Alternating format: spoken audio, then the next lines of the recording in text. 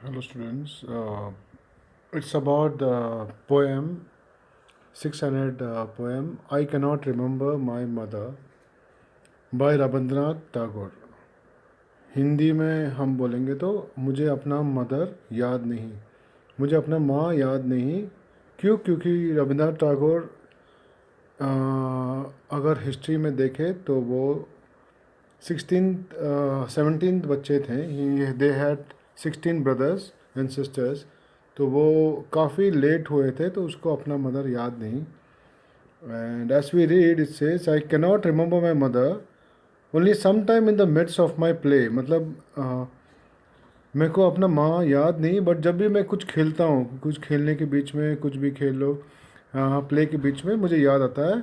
A tune seems to hover over my playthings and the tune of some song that she used to hum while rocking my cradle. एक गाना या कोई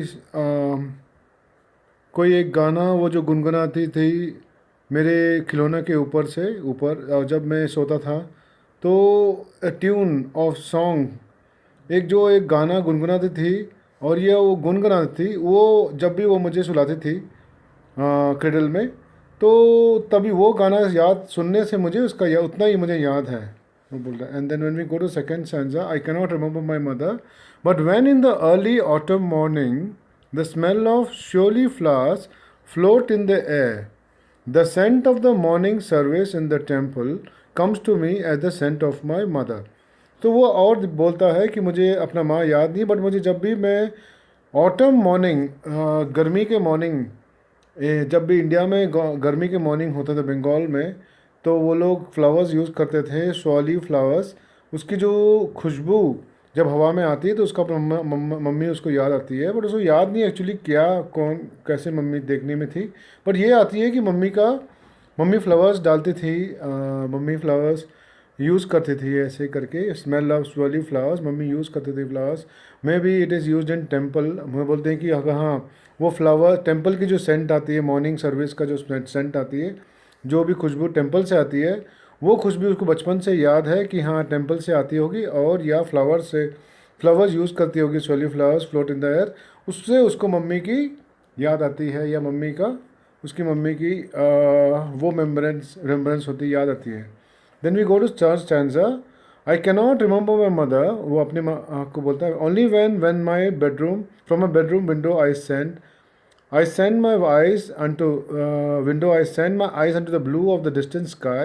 I feel that the stillness of my mother gaze on my face has spread all over the sky. तो वापस तीसरी बार जब वो mother को याद करता है, जब वो अपने विश्राम कक्ष से, बेडरूम से, जब वो देखता है स्काई के ओर, blue sky, blue of the distant sky, जो दूर स्काई है उसमें जो ब्लूनेस है, और उससे लगता है वो जो स्काई जैसा उसको देख रहा है, ऐसे लाइक उसका माँ उसको देख रहा है. उसके आंखों माँ के आंखों का जो गैस है वो उसको याद आता है, जो उसकी सॉफ्टनेस है. आई फील द स्टिलनेस, मतलब जो मम्मी उनकी माँ का जो आंखों के गेज में एक स्टिलनेस है, कामनेस है, या बोल सकते हैं कि जो माँ के आंख में जो स्टेटपन है, स्टेट एकदम वो कामनेस से देखता है जो स्काई में, उससे याद आता है कि अपनी मदर का गेज, मम्मी का याद आता है उससे.